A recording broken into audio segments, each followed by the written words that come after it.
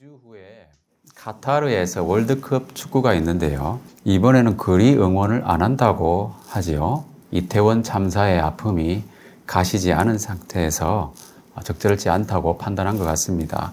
20년 전부터 월드컵 때만 되면은 그리 응원도 하면서 유행하던 말이 있었습니다. 꿈은 이루어진다. 이 제목으로도 영화가 나오기도 했었는데요. 이 말은 참입니까? 거짓입니까?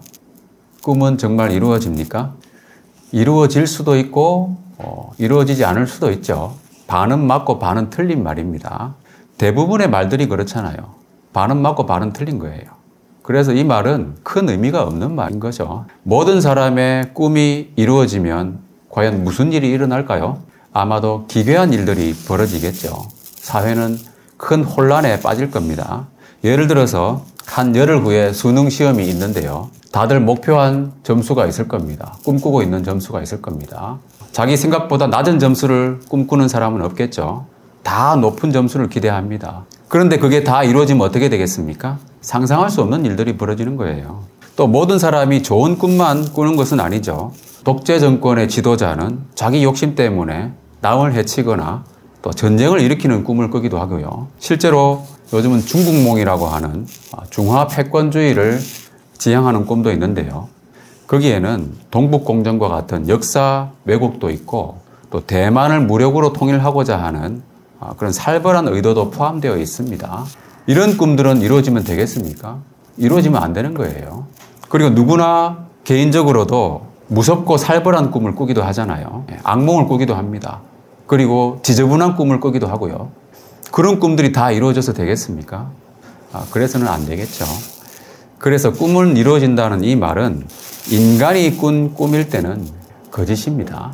맞는 말이 아니라는 거죠. 틀린 말이기도 하면서 결코 참이 되어서는 안 되는 말입니다. 그러나 하나님이 주신 꿈은 어떻게 될까요? 하나님이 주신 꿈은 참일 뿐 아니라 반드시 이루어집니다. 꿈을 이루는 주체가 모든 사건과 역사를 주관하시는 하나님이시기 때문이죠.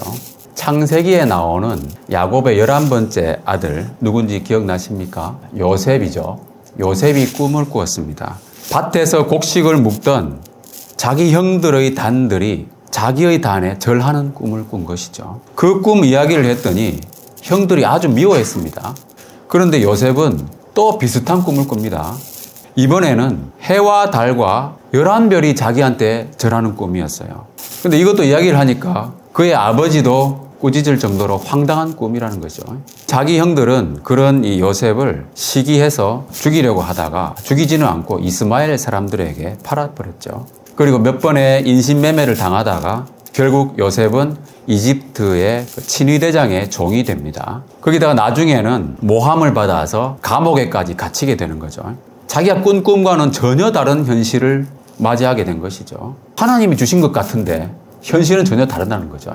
그런데 몇 년 후에 거기서 반전이 일어나죠.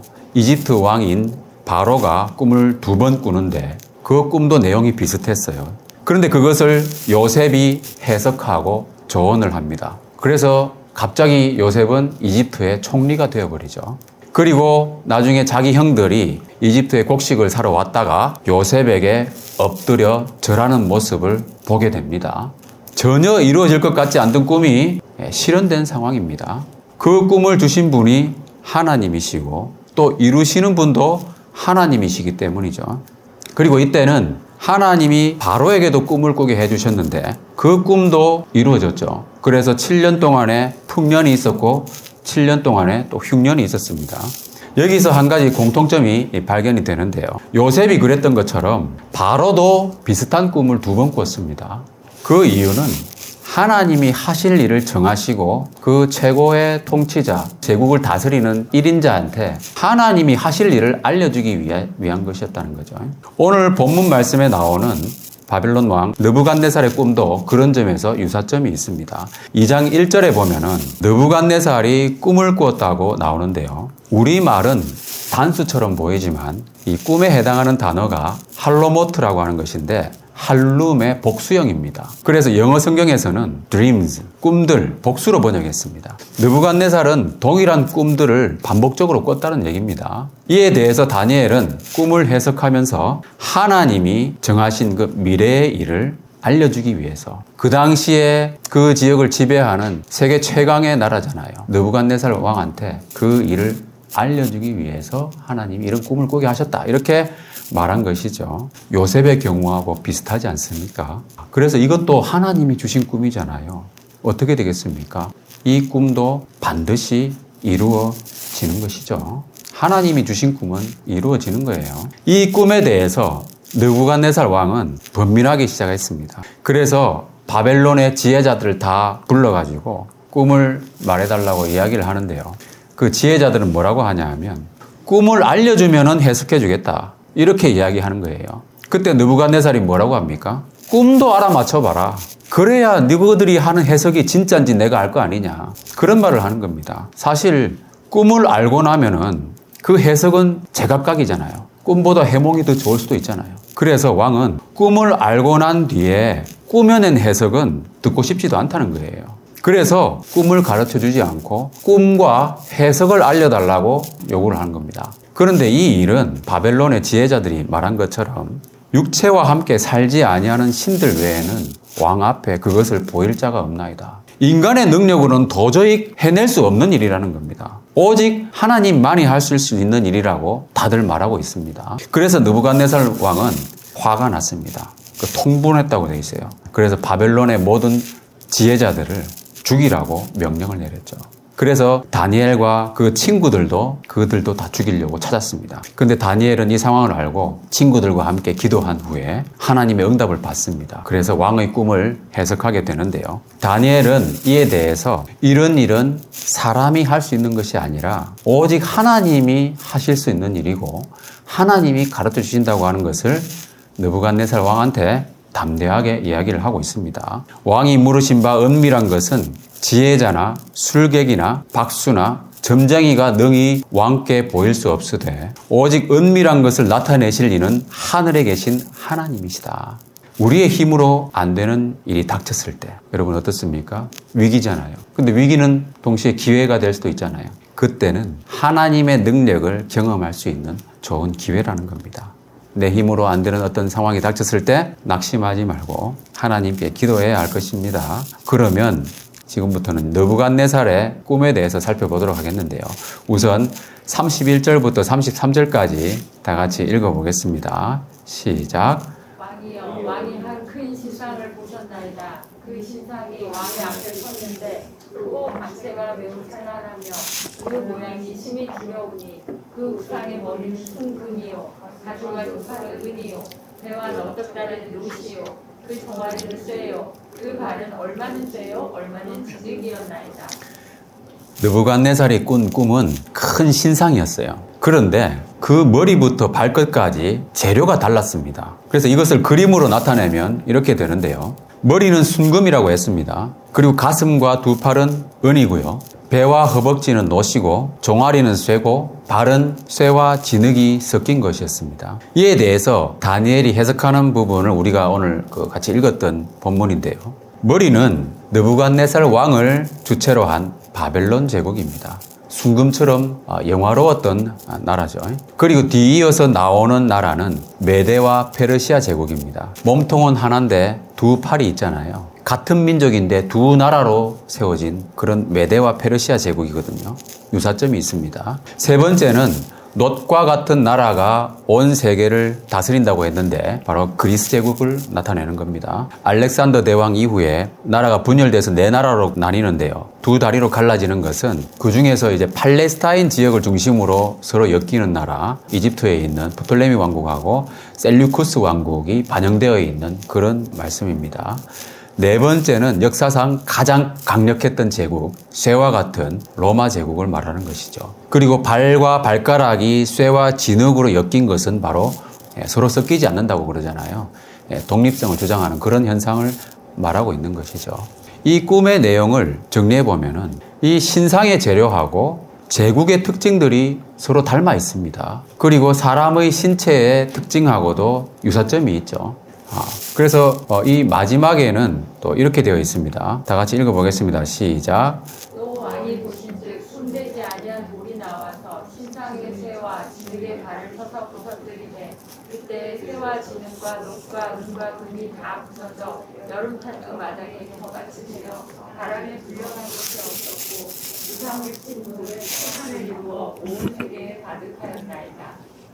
네, 손대지 않은 돌이 나와서 발을 친다고 했습니다. 손대지 않은 돌. 인간이 만든 것이 아니라 하늘로부터 온 돌이죠. 그래서 이에 대한 해석은 44절인데요. 하늘의 하나님이 영원한 나라를 세우시는데 바로 종아리부터 내려왔던 그 발, 그죠? 발을 친다고 되어 있잖아요. 예수 그리스도에 의해서 세워질 하나님 나라를 의미하는 겁니다. 그 나라는 손대지 않은 돌, 사람이 세운 나라가 아니기 때문에 또 하나님이 세우신 나라이기 때문에 영원하다고 말합니다. 이렇게 예루살렘을 중심으로 일어날 미래의 역사에 대해서 하나님은 당시에 제국의 왕이었던 느부갓네살에게 알려주신 것이죠. 그러면 하나님이 왜 이런 꿈들을 느부갓네살에게 꾸게 하시고 다니엘로 하여금 해석하게 하셨는가? 이렇게 꿈을 통해서 미래를 계시하신 이유는 뭐냐 하면 하나님이 역사의 주관자이심을 분명히 밝히실 뿐 아니라 흩어진 하나님의 백성들에게 희망을 주시기 위함이었습니다. 당시에 하나님의 백성들은 어떤 상황이었냐 하면요. 선택받은 백성, 하나님의 나라라고 여겼던 그 이스라엘은 바벨론 제국의 느부갓네살에 의해서 완전히 멸망한 상태였죠. 예루살렘 성이 파괴되고요. 성전도 무너져서 나라도 잃고 바벨론 제국의 각지로 흩어져 버렸습니다. 그래서 이스라엘 사람들은 완전한 절망 가운데 빠져 있었습니다. 근데 이거 이스라엘은 예전에는 애굽을 탈출할 때 하나님의 극적인 도우심으로 위대한 하나님의 능력을 경험했었잖아요. 홍해를 갈라서 인도하시고 아무것도 없는 그 광야에서 하나님이 만나로 먹이시고 여러 가지 놀라운 그 일들을 경험을 했던 그런 역사가 있었습니다. 가나안도 정복하고 하나님이 세우신 왕 다윗에 의해서 통일 왕국을 이루었던 그런 나라였는데 어떻게 그렇게 처참하게 무너질 수 있는가? 힘없이 성전도 파괴되고 모든 것을 짓밟히면서 무너질 수 있는가? 사람들은 도무지 이해되지 않았던 거예요. 물론 자기들이 하나님이 주신 율법을 지키지 않았기 때문에 그리고 하나님을 버렸기 때문에 그런 징벌을 당한 것이기도 하죠. 그래서 그 범죄에 대한 대가를 당하면서 절망 가운데서 헤어날 수가 없는 거예요. 그러면 이제는 어떻게 되는가? 그들은 포로로 끌려가서 능욕을 당하고 고난을 당하고 있습니다. 그나마 애굽에서 종살이를 할 때는 그래도 모여 살았잖아요. 그래서 모세가 왔을 때 집단 행동도 할 수 있었는데 이제는 세력을 아예 이룰 수 없도록 사람들이 다 흩어져 버렸습니다. 그런 상황에서 무슨 희망이 있겠습니까? 과연 하나님이 살아계신가? 우리는 어떻게 되는가? 너무나도 비참하고 절망적인 상황이죠. 도무지 희망을 가질 수 없는 그런 상황이었습니다. 그런데 이제 사람들은 다니엘을 통해서 알게 된 겁니다. 바벨론 제국의 왕궁에서 일어난 일을 듣게 되는 거죠. 그리고 느부갓네살 왕에게 주신 그 꿈을 통한 계시를 사람들이 듣게 되는 겁니다. 그들을 괴롭히는 바벨론 제국은 곧 무너질 것이다. 그리고 또 다른 제국들이 스쳐 지나갈 것이다. 그런데 마지막에는 하늘의 하나님이 영원한 나라를 세우실 것이다. 그 이야기를 듣는 거예요. 바벨론 왕이 들은 그 내용입니다. 그리고 사람들은 이제 희망을 갖게 되는 거죠. 자, 바벨론 제국의 왕이었던 느부갓네살은 다니엘이 전했던 그 꿈의 해석을 듣고 어떤 행동을 했습니까? 자, 다 같이 읽어보겠습니다. 시작. 이에 느부갓네살 왕이 엎드려 다니엘에게 절하고 명하여 예물과 향품을 그에게 주게 하니라. 느부갓네살 왕이 다니엘에게 절을 했습니다. 여기서 절하다라고 하는 말의 원어는요, 세기드라고 하는 것인데 문자적으로는 예배하다는 뜻이에요. 그래서 킹 제임스 버전에서도 worshiped라고 번역을 하고 있습니다. 예배했다고. 그 제국의 왕이 다니엘에게 예배를 한 거예요. 절을 했다는 겁니다. 그리고 느부갓네살이 바친 이 예물과 향품도 제사 때 쓰는 것들이거든요. 그 무슨 말이냐면은 다니엘과 같은 이 청년이지만은 그 사람에게 신적인 능력이 함께하고 있는 거예요. 그래서 은밀한 미래의 일들을 드러내시는 그 하나님의 위대하신 능력 앞에 그 제국의 통치자가 절을 한 겁니다. 자, 이것은 무엇을 의미하겠습니까? 겉으로는 크고 강해 보이는 이 세상의 왕국이 지배하고 있는 것 같지만 실상은 뭡니까? 하나님의 그 절대 주권을 벗어날 수 없다는 거죠. 세상의 그 어떤 왕도 하나님의 그 역사적인 섭리에서 벗어날 수 없다는 겁니다. 그 느부갓네살이 절했던 그 다니엘은 그 당시에 특별한 벼슬을 한 것도 아니었어요. 그 이후에 나중에 총리가 된 것이지. 그 당시에는 바벨론 궁궐에서 그 환관들을 보좌하는 그 비천한 신분이었거든요. 그리고 나이도 30대 중반 정도 되었던 청년이었습니다. 그런데 조금 전에 신상에서 본 것처럼 금머리로 상징되고 있는 그 바벨론 왕이 그 다니엘에게 경배의 예를 표한 겁니다. 이와 같이 겉으로 아무리 비천한 신분처럼 보이는 그런 지위라 할지라도 하나님이 함께 하시면 어떻게 됩니까? 이 모든 부와 권력을 가지고 있는 그 왕보다 나은 거죠. 우리에게도 이런 복이 있기를 바랍니다. 세상의 물질적인 부와 권력이 우리의 가치나 우리의 소망이 아니라 우리 모두 오직 하나님이 함께 하시는 그런 영적인 사람들이 되시길 바랍니다. 자, 이 이야기를 전해 들은 그 당시의 유대인들, 이스라엘 사람들의 마음은 어떻겠습니까? 이야, 정말 하나님 살아계시구나. 우리는 이렇게 고난을 받고 있지만 우리의 하나님은 정말 살아계시고 역사를 주관하고 계시는구나. 그런 생각이 들지 않겠습니까? 그리고 마지막에 나타날 그 하나님 나라에 대한 소망을 가지면서 야, 우리가 이렇게 고난받고 있지만 언젠가 마지막 날에는 그 하늘의 하나님이 영원한 나라를 세우신다니까 우리 기다려보자. 그런 마음이 들지 않겠습니까? 사람들은 하나님 나라와 메시아를 기다리는 믿음과 소망과 위로를 갖게 된 것이죠. 그리고 그 소망과 믿음은 역사의 물줄기를 타고 계속 이어져 내려왔습니다. 세월이 가면서 실제로 이스라엘 지배했던 바벨론도 얼마 안 가서 무너졌죠. 역사 속으로 사라졌습니다. 그걸 본 이스라엘 사람들 어떤 생각이 들었겠습니까? 이야, 그 예언의 말씀, 꿈의 해석이 맞아떨어지고 있구나. 그런 생각이 들지 않겠습니까? 그리고 그 다음에 일어났던 페르시아 제국도 알렉산더와 그 분열된 그리스 제국도 사라졌습니다. 그리고 드디어 쇠처럼 강하고 단단한 로마 제국의 시대가 된 거예요. 로마 제국의 시대, 쇠처럼 단단한 그 제국의 시대에 손대지 아니한 돌이 날아와서 발을 친다고 하는 것을 들었잖아요. 야, 지금쯤이면은 메시아가 오지 않을까? 하나님 나라가 이제 세워지지 않을까? 이런 기대감을 품게 되는 거죠. 그러다가 구약 성경도 완성이 됐습니다. 사람들은 그 약속을 믿고 메시아를 더 기다리게 된 겁니다. 근데 그 당시에 동방에서 별을 연구하던 몇몇 사람들이 예사롭지 않은 별을 발견한 겁니다. 그래서 그들은 시기적으로도 로마 시대잖아요. 하나님 나라에 대한 예언도 있었던 상황이었고, 그래서 그들은 메시아가 왔구나. 직감적으로 알아차렸어요. 드디어 하나님 나라의 때가 도래했구나. 이렇게 판단을 하고 먼 길을 여행해서 유대 땅으로 왔는데요. 그들이 간 곳은 어디였습니까? 동방으로부터 온 사람들이 예루살렘에 갔습니다. 그런데 거기는 메시아가 없었어요. 예수님은 베들레헴에서 태어나셨는데 그들은 예루살렘으로 간 겁니다. 그들 생각에는 유대인의 왕으로 메시아가 오신다면 당연히 예루살렘에서 태어날 거라고 생각한 거예요. 근데 없었어요. 당황해서 알아봤습니다. 그러니까 성경학자들의 의견에 구약 성경에 기록된 대로 베들레헴이라고 알게 된 겁니다. 그래서 그들은 다시 베들레헴으로 가서 아기 예수님께 경배하고 예물을 드렸습니다. 그들이 먼저 예루살렘으로 갔던 것은 왜 그랬겠습니까? 하나님 나라와 메시아에 대한 오해 때문에 그렇게 한 것이죠. 세상 나라의 왕들처럼 하나님 나라의 왕도 화려한 궁전에서 태어날 것으로 예상을 한 겁니다. 그러나 예수님은 오히려 베들레헴이라고 하는 작은 마을에서 태어났는데요. 그것도 나사렛에서 살던 요셉과 마리아가 베들레헴에 호적하러 잠깐 갔다가 여관방에 머물고 있을 때 그때 태어난 거예요. 그러니까 있을 곳이 없는 거예요. 그래서 마을 구유에다가 아기 예수님을 눕힌 겁니다. 가장 누추한 곳에서 태어난 거예요. 이렇듯 하나님 나라는 눈에 보이는 인위적인 화려함과는 매우 거리가 있는 겁니다.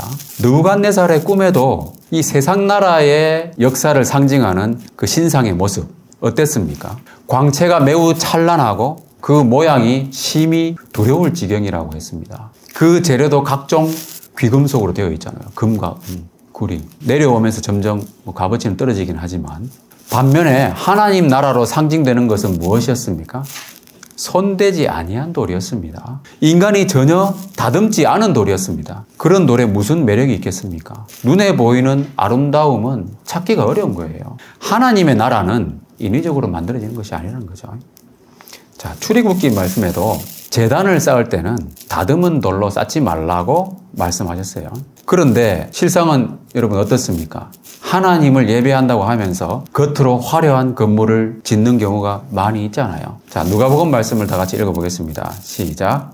어떤 사람들이 성전을 가리켜 그 아름다운 돌과 헌물로 꾸민 것을 말하되 예수께서 이르시되 너희 보는 이것들이 날이 이르면 돌 하나도 고지에 남지 않고 다 무너뜨려지리라. 예수님 당시에도 성전을 계속 짓고 있었는데요. 어떤 사람들이 그 외적인 아름다움을 자랑했습니다. 그때 주님께서 이렇게 말씀하신 거죠. 돌 하나도 돌 위에 남지 않고 다 무너뜨려지리라. AD 70년에 로마에 의해서 실제로 그렇게 되었죠. 완전히 파괴됐습니다. 왜냐하면 그곳은 하나님이 거하시는 성전이 아니라 단순 건물이었죠. 그렇기 때문에 파괴된 겁니다. 자, 지금도 남아있는 중세시대의 화려한 성당, 거기에 정작 하나님은 거하시지 않았습니다. 그래서 부패했고 타락했고 오히려 사람을 잔인하게 죽이는데 앞장서기도 했었죠. 하나님의 나라는 그런 것과는 거리가 멀다는 거예요. 사도행전 말씀에 보면은 우주와 그 가운데 있는 만물을 지으신 하나님께서는 천지의 주제시니 손으로 지은 전에 계시지 아니하시고, 하나님은 손으로 지은 전에 거하시지 않는다는 거예요. 손대지 아니한 돌과 연관성이 있지 않습니까? 그러면 하나님 어디 거하십니까? 하나님의 성령께서 거하시는 성전은 바로 그리스도인의 몸입니다. 예수 그리스도를 영접하여 주님으로 모신 사람은 그 안에 하나님이 거하시고요. 그 몸은 거룩한 전 성전임을 믿으시기 바랍니다. 그래서 하나님의 나라는 금이나 은이나 동이나 철과 같은 값 나가는 금속이 아니라 값없어 보이고 흔해 빠진 손대지 않은 돌과 같은 흙의 성분으로 되어 있는 그리스도인의 몸에 거하신다는 거예요. 예수 그리스도를 왕으로 고백하는 그 그리스도인의 모임, 교회에 의해서 하나님 나라가 이루어지는 겁니다. 따라서 교회도요, 눈에 보이는 건물이 아닙니다. 예수님께서도 하나님 나라에 대해서 말씀하실 때에 눈에 보이게 임하는 것이 아니라고 말씀하셨어요. 고린도후서 4장 18절 말씀 읽어보겠습니다. 시작. 우리가 주목하는 것은 보이는 것이 아니요 보이지 않는 것이니 보이는 것은 잠깐이요 보이지 않는 것은 영원하다. 보이지 않는 것은 영원하다고 하신 말씀처럼 보이지 않게 임하는 하나님의 나라는 영원합니다. 손대지 아니한 돌, 누가 거들떠보기라도 하겠습니까? 예수님에 대한 예언 중에 고운 모양도 없다. 우리가 그를 기이 여기지 않았다. 그래서 십자가에 못 박아 죽였지 않습니까? 근데 예수님 부활하셨잖아요. 다시 살아나신 거예요. 오늘 본문 말씀에도 다니엘은 하나님 나라의 영원성에 대해서 확신 있게 이야기하고 있습니다. 사람이 아니라 하늘의 하나님이 세우시는 나라이기 때문에 그 나라는 영원하고 완전한 나라입니다. 그리고 국권이 다른 백성에게로 돌아가지 않는다고 했습니다. 한 번 얻은 하나님 나라의 백성된 시민권은 결코 잃지 않는다는 것이죠. 우리 대한민국의 시민권도 한 번 얻은 후에 잃어버리지 않습니다. 잃어버릴 걱정하는 사람이 있습니까? 아무도 없잖아요. 심지어 범죄자가 되어서 감옥에 간다 할지라도 대한민국의 시민권은 유지되지 않습니까? 왜냐하면 그 사람은 날 때부터 대한민국의 시민으로 태어났기 때문이에요. 한번 대한민국의 시민으로 태어나면 끝까지 유지되는 거예요. 여러분, 구원의 확신에 관한 얘기입니다. 하나님 나라의 시민이 되는 것도 그 원리는 유사합니다. 어떤 선한 일을 해서 하나님 나라의 백성이 되는 거 아닙니다. 하나님 나라의 시민으로 태어나야 되는 거예요. 하나님 나라의 백성, 시민으로 태어나려면 어떻게 해야 됩니까? 다 같이 요한복음 1장 말씀 시작. 영접하는 자, 곧 그 이름을 믿는 자들에게는 하나님의 자녀가 되는 권세를 주셨으니 이는 혈통으로나 육정으로나 사람의 뜻으로 하지 아니하고 오직 하나님께로부터 난 자들이니라. 하나님 나라의 백성이 되는 것은요, 태어나야 된다고 했는데 그러려면 예수님을 주와 구주로 영접해야 됩니다. 이 말씀에도 보면 사람의 뜻으로 되는 것이 아니라 오직 하나님께로부터 난 자들이라고 했습니다. 손대지 아니한 돌과 같은 의미입니다. 인위적으로 되는 것이 아니라 성령님께서 하나님께서 인도해 주심으로 되는 거예요. 그렇게 하나님의 자녀로 태어나면 하나님 나라의 일원이 되어서 그 돌이 태산을 이루는 것처럼 지극히 크고 영원한 영광을 소망하면서 살게 되는 거예요. 자, 말씀을 마무리하겠습니다. 추억의 팝송, 불멸의 팝송 중에 The End of the World라는 곡이 있습니다. 이 노래를 부른 스키터 데이비스라고 하는 가수는 그 본명이 아니고 별명으로 지은 가수명인데요. 베티 잭 데이비스라고 하는 절친한 친구가 교통사고를 당해서 사망한 이후에 이 노래를 부를 때는 그 친구를 생각하면서 불렀다고 합니다. 그래서 가사 1절만 보면요. 태양은 왜 저렇게 계속 빛나는 거지? 파도는 왜 해변으로 계속 밀려오는 거지? 이 세상은 끝난 거 아니야? 그대가 나를 더 이상 사랑하지 않기 때문에. 사랑하는 사람을 잃어버리면 세상에서 일어나는 일들이 아무런 의미가 없어 보이는 거예요. 우리도 그런 걸 경험하지 않습니까? 어떤 절망적인 상황이나 뭔가 자기가 크게 낙담을 했을 때 세상에서 일어나는 일들이 나하고는 무슨 상관이 있는가? 아무 의미가 없어 보이는 거예요. 나에게는 마치 세상이 끝난 것처럼 보이는 거예요. The end of the world입니다. 그런데도 해는 비치고 파도는 계속 밀려오는 거예요. 마치 아무 일도 없었다는 듯이 세상은 돌아가고 있습니다. 하나님께 버림받은 이스라엘이 그런 느낌이었지 않는가. 하나님의 택하신 백성이라고 생각했는데 어떻게 이렇게 비참한 파멸을 당할 수 있는가. 왕들은 끌려가고 성전은 파괴되고 예루살렘 성벽은 다 무너지고 나라가 멸망하고 백성들은 다 흩어져 버린 거예요. 그런데도 세상은 끝나지 않았다는 겁니다. 이방인 군주들에 의해서 잘 돌아가는 것 같습니다. 이해가 안 되는 상황입니다. 그러면서 완전한 어둠과 절망이었어요. 그때 하나님은 느부갓네살의 꿈을 통해서 계시해 주신 겁니다. 하나님은 살아계셔서 역사를 주관하고 계시며 마지막 날에는 영원한 나라를 세우실 것이다. 이 메시지는 말 그대로 절망 가운데 희망이었고요. 어둠 가운데 빛이었습니다. 다니엘을 비롯한 여러 선지자들의 메시지를 통해서 구약시대의 성도들은 메시아의 오심을 대망하고 그 하나님 나라를 기대했었습니다. 그리고 약속대로 예수님께서 오셔서 우리의 모든 죄를 대속해 주시고 하나님 나라에 들어갈 수 있도록 새로운 길을 열어주신 거죠. 다니엘서에서 미리 말씀하신 대로 하신 겁니다. 또 주님께서는 다시 오실 것을 약속하시고 지금은 하늘에 가셨죠. 그리고 하나님 나라가 완성될 무렵에 그 약속대로 다시 오실 겁니다. 다니엘서에서 아직 이루어지지 않은 말씀도 그 말씀대로 그대로 이루실 것이라는 말씀입니다. 그 하나님의 나라, 영원한 나라에서 누리게 될 영광, 지극히 크고 영원한 그 영광을 함께 누리시는 저와 여러분이 되시기를 주님의 이름으로 축원합니다.